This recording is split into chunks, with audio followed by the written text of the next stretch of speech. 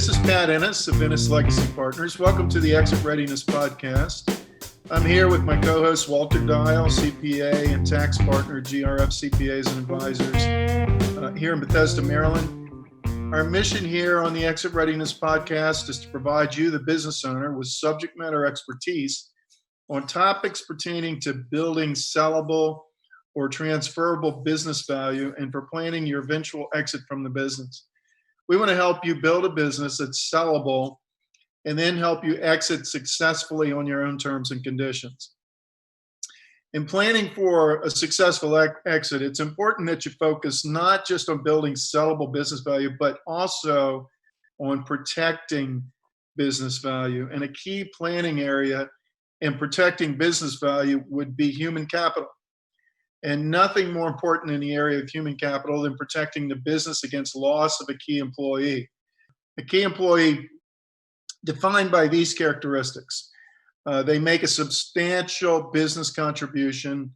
They possess critical information or knowledge regarding your business, or they maintain and nourish key contacts and relationships. An owner will want to protect against the key employee's departure resulting in potential solicitation of customers and employees and disclosure of confidential business information.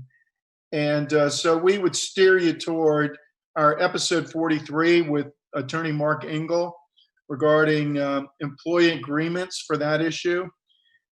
You should also protect against premature death and permanent disability of a key employee and the impact either of those events could have on the value of your business. The impact due to loss of an employee who makes that significant contribution, who possesses that critical information, or who maintains those key contacts can be quite damaging to your business and even destructive. Particularly when, in a lot of cases, the most key employee is the owner or unowner of the business. So our topic today is the importance of key person insurance in protecting your business.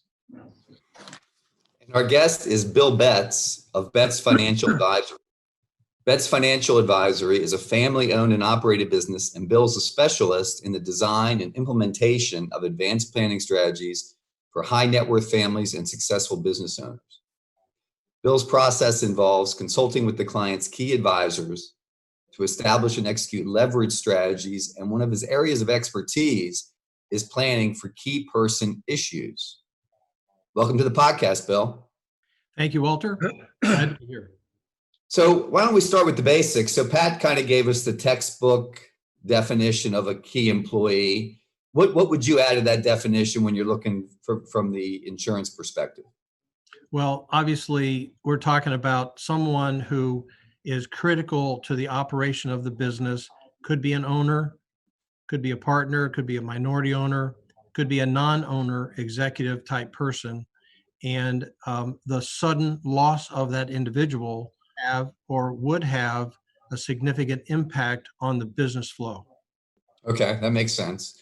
So, a lot of the businesses that Pat and I work with, it seems that oftentimes they have life insurance in place, but it's the disability insurance piece that maybe they're missing. And I remember I used to kind of put my foot in my mouth. I used to try to say to people, well, the odds of getting a disability are much greater than dying, which of course isn't quite the right way to say it. But I think it is true, and you can correct me on this, that the odds are greater that while they're still working, that they could be hit with a disability than actual death.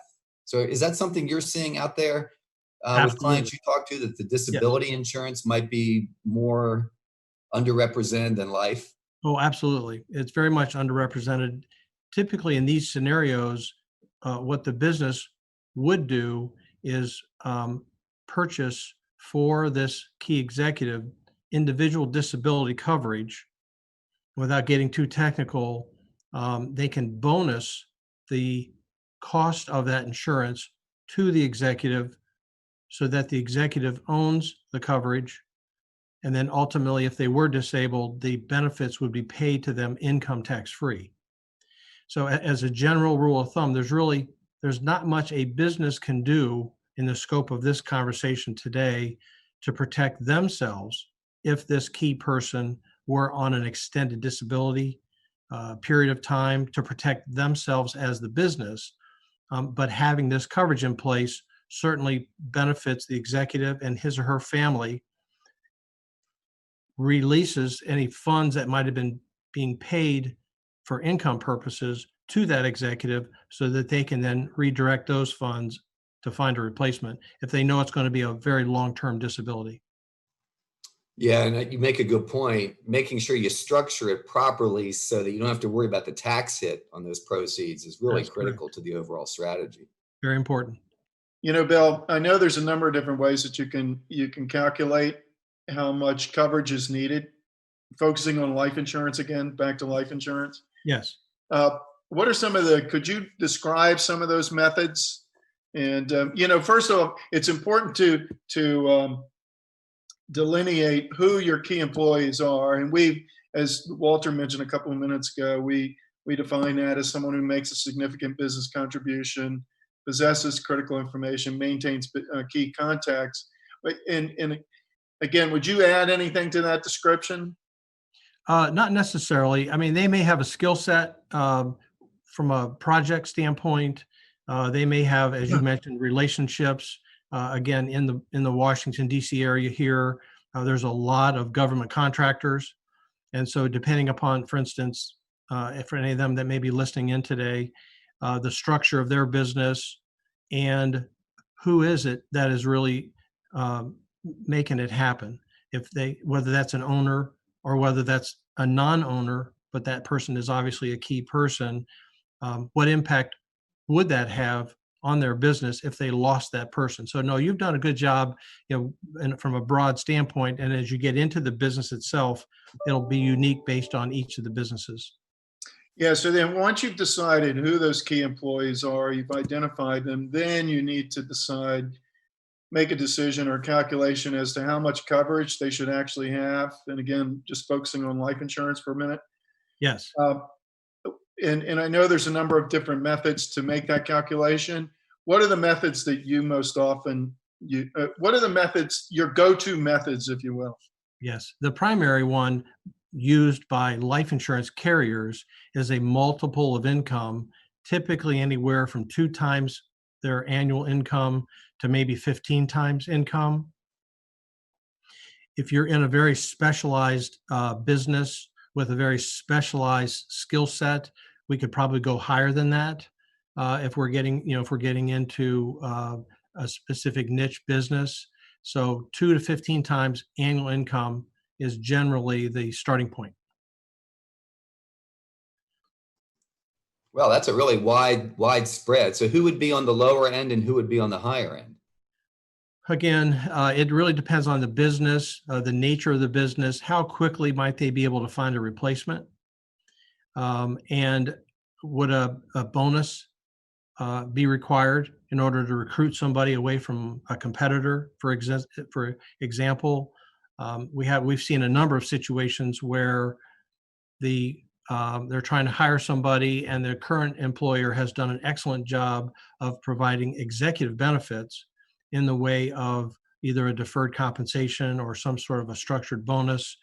And so the new employer would have to match or exceed that, obviously, for that person to come over. So there's a number of considerations that would be used based on, again, the nature of the business, what their gross revenues are, how complicated the process would be to find somebody that would actually fit properly into their new business structure. Yeah, it's not easy. I can say it's not easy. Yeah, that's a good point, because you're right. If it's someone like you're describing with a very special skill set or other unique abilities, to replace them, you're going to need somebody like them, which means they're probably going to be walking away from some accrued benefits at their old employer, and they're going to want to be made whole on that. I hadn't really thought of that. That's a really good point. Well, and to that point, in today's environment, for businesses that currently don't have any sort of golden handcuffs, as they're often referred to, currently in place, that's part of this key person life insurance, this executive, if you will.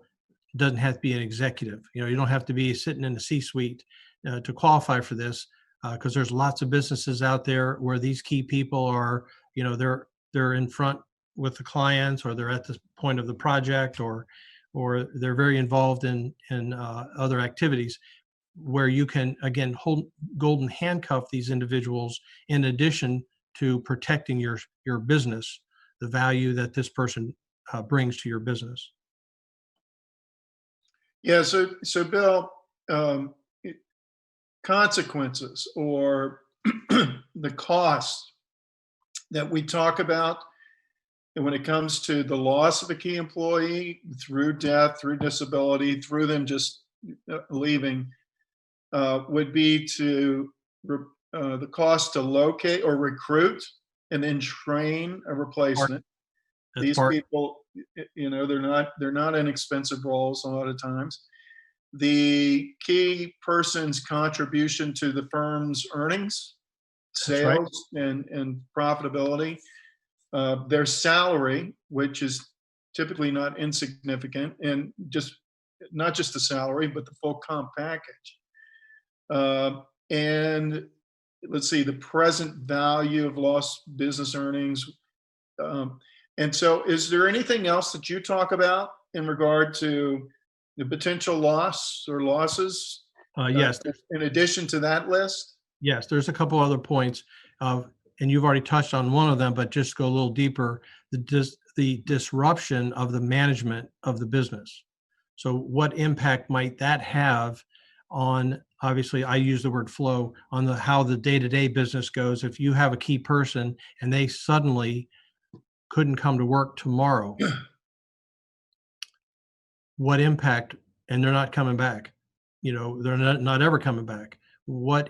How long will it take you as the business owner to adjust to that? So whether and that's a big key point right there, isn't it, Walter? Because the businesses that we're working with, they're small businesses, and to this point for us, it's been 35 million or under in revenue, with most of those businesses 15 million and under. And it's challenging enough to get the right management team in place to begin with. And a lot of times they don't even have the right people on the bus in the right seats when it comes to management. And so, gosh, it's hard enough to get it in place. And so if you have an event like this that disrupts the whole thing, and there's no cash to help you get through that transition period, it goes back to our earlier point. It can be quite damaging or even destructive to the business. So that's a great point. Yeah. So the management structure, another, again, we may have touched on this already, but would this cause the loss of certain clients or customers of the business? If this person's no longer there, might that be an opening for a competitor that's been calling on these people for many, many years to all of a sudden get a chance at that, at that business's services, again, whatever they might be. I don't know if creditor protection comes into play, but sometimes non-owners, typically it's owners, are the ones that have the lines of credit with the banks. So if that owner is a key person, which most of the time we are, as a owner of a small business myself, having a line of credit with a bank or multiple banks, again, depending upon the size of my business or that person's business. And I guess probably a good way to say it, if there's multiple owners, so there might be 3 or 4 partners, one of these is a key person, and all of a sudden that person dies, would that impact their lines of credit? All of a sudden, might banks be less willing, or maybe they restrict the lines of credit? Oftentimes life insurance is needed and used as collateral purposes, for those life insurance. We talked about confidence problems in terms of their clients, maybe going someplace else. But I think, disruption of the business, we've covered, I think, all the key possibilities that the loss of a key person might cause depending upon the nature of the business. Yeah, And so Walter, we see that, right, where it's not unusual with the businesses that we work with, that the owners are still very much key, and Oh, yeah. oftentimes key to the point where the business is still very much dependent on their balance sheet and their financial support of the business. And so that's a great point as well, isn't it? Yeah, definitely. Yep. Okay. Let's see, what's next? Yeah. Okay. So Bill, oftentimes there can be confusion around who owns the policy, who pays the premium, and who's the beneficiary. And two, there can be confusion around key person insurance versus funding a buy-sell agreement. And Correct. we're not going to go down that road today, funding a buy-sell agreement. But the owner, the beneficiary, the premium payer for policies funding a buy-sell agreement might look different than those that are funding loss of a key person. So let's Correct. talk a little bit about that, just to make sure that folks are clear. When it comes to insuring a key person, who generally owns the policy, pays the premium, and who's the beneficiary? All right. Very important. So with key person life insurance, the business owns the life insurance, regardless of the structure of the business, whether it's a C Corp, S Corp, LLC, doesn't matter.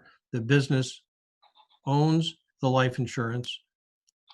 The business is the beneficiary of the life insurance. Premiums are paid by the business to the insurance company. And very important to remember, the premiums are not tax deductible. And the reason they're not tax deductible for the business, this question always comes up, is because upon the death of that key person, the benefit paid back to the business is received income tax free. So if they want, and again, we don't practice CPA or law, tax law here in our business, but we know that if you want to deduct the premium, and then you should expect that you have to pay taxes on the future benefits. So you're always better off just, not trying to deduct the premiums, and then so future benefits are received tax-free, income tax-free. Yeah, and that's true for both life insurance and disability insurance, correct? On the disability, typically the business would not buy disability coverage on the executive for their own benefit.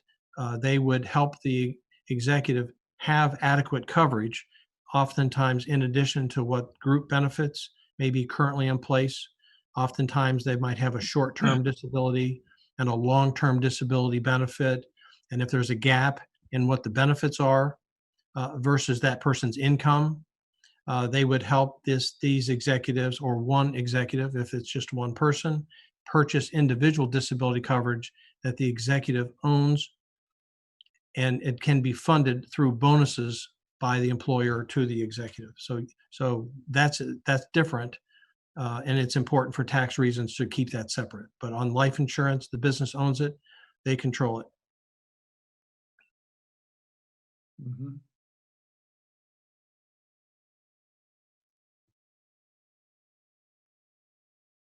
Okay. Yeah. So Bill, I started in the insurance business a long, long time ago, and so I do have some knowledge in this space. And one of the things I do know is that there are many different types of insurance policies. And so when it comes to funding this key person insurance need, again, focusing on life insurance, because disability and focusing on life insurance, there are a lot of different types of policies that could be used. What are the types of insurance policies that you most often use for this purpose? Well, when we're dealing with key person life insurance, typically these individuals are age 45 plus, don't have to be, but most commonly. Typically, they're anywhere from 5 to maybe 15 years from a planned retirement from the business. So when using those parameters, oftentimes term insurance is used to protect the business in the event of this person's premature death. However, there are circumstances where a permanent form of life insurance should be used and can be used, again, for tax reasons, for tax benefit reasons, which again, we won't go into on this podcast. It may make sense to use a permanent form. And part of the reasons for that would be in the event that this key employee had future ownership, even though minority percentages in the business, these funds can be used to help offset those those purchases down the road, or access to what's known as the account values. So there's a number of ways in which permanent insurance can be used. Predominantly term insurance is most common. Mm-hmm. And again, that just depends on the business, their cash flow, their goals. And I know we haven't talked about it yet, and it's probably coming up in another question, but this should be reviewed every probably 2 to 3 years. It's called every 3 years. They should revisit this and say, okay, what's changed since we put this program in place? And should we are we adequately covered? Do we have other people that we should be considering? Things like that. Yeah, I think that's a good point, Bill, as far as, and Pat and I have talked about this, on this podcast before, just about the necessity of reviewing all your different agreements and insurance coverages and everything on an annual basis, just because, we've gone in to help clients get ready to sell their business, and we find agreements that haven't been looked at, in 20 years, and they forget, oh yeah, we used to have this minority shareholder and we never officially got rid of them. And it's like, well, Right. that's not a good news when you're getting ready to sell a business. That's exactly Stuff like that. So I think that's a really good point. You have any other final thoughts or advice you can share with us before we wrap up? I do. We have a lot of situations, as Pat had outlined, in terms of the scope of the typical businesses that you're working with, where they don't have a clear succession plan in place. And it's the business owner or owners that are really the ones that are driving, the success of the business. And so we call it personal key person life insurance. This is primarily with individuals where, okay, you don't have a successor in place. You may not have any other key people. So for your own benefit and protecting your own business, purchase life insurance on yourself. And you should also have disability coverage if you were disabled. But you purchase life insurance. And in these scenarios, I encourage people to own it themselves, not have the business own it themselves, have their family as the beneficiaries, so that if something did happen to them, it gives their family time to figure out, where do we go from here? Do we sell the business? Is there a buyer out there? Those sorts of things, to give them, to take the pressure off. As Pat had indicated earlier, we got some cash, reserves here, so we're not this is not going to be necessarily a fire sale. So I would say review every 2 to 3 years your existing plans. To your point, Walter, we're called in to help review these plans, and we see insurance policies that were put into place 5, 8, 10 years ago that today are no longer performing very well or match the goals of the business. So sometimes it makes sense to replace those with newer, better priced products. So a combination of review what you have, work with your financial advisors and other advisors, and you'll be glad you did in the event that something like this were to happen. Yeah. Hey, Walter, before you close this out, I just want to highlight too something that Bill was talking about a couple of minutes ago. That's not an insignificant benefit to permanent insurance versus term in some situations. Bill, as you know, Walter and I are agnostic as to how a business owner is going to exit. We're just going to help them clarify their goals and objectives, and help them decide which exit path is going to be best suited to accomplish their goals and objectives. Very valuable. Design the plan and implement the plan. So that could be ESOP, that could be sale to a third party, could be transfer to kids, could be sale to insiders. Well,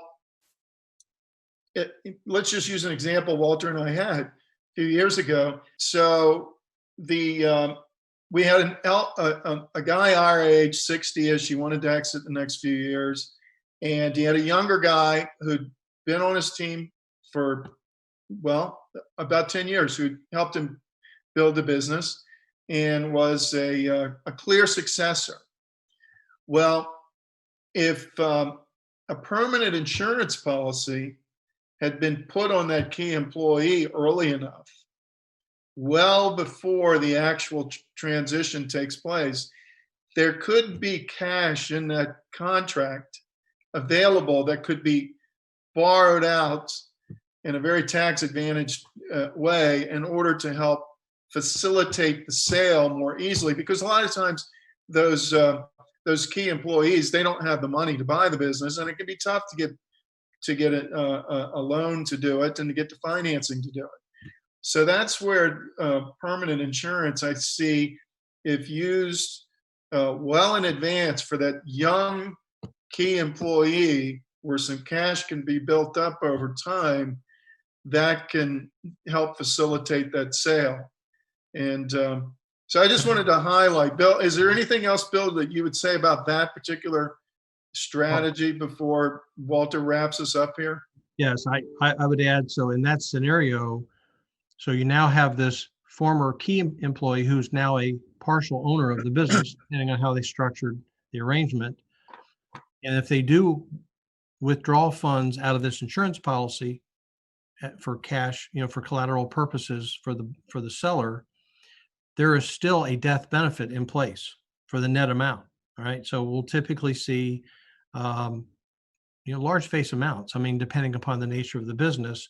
And if it's set up, if the planning is started early enough, there can be significant amount of funds in there because of the tax preferences the IRS gives to the life insurance wrapper, if you will, because the funds, and again, for the business owned policy, the monies inside these permanent forms of life insurance are growing on a tax deferred basis. And then the owner, the business, can access those funds on a tax free basis if structured and managed properly. And that's certainly where we come into play and help make sure things are structured properly and they understand what to expect. But to answer your question, yes, that can be a very beneficial thing.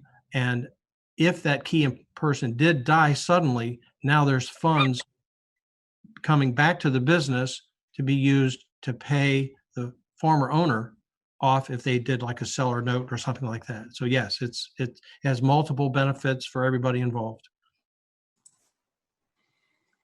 Yeah, that's definitely a good point. So Bill, thank you so much for joining us today. This has been very, very helpful. How can listeners get in contact with you?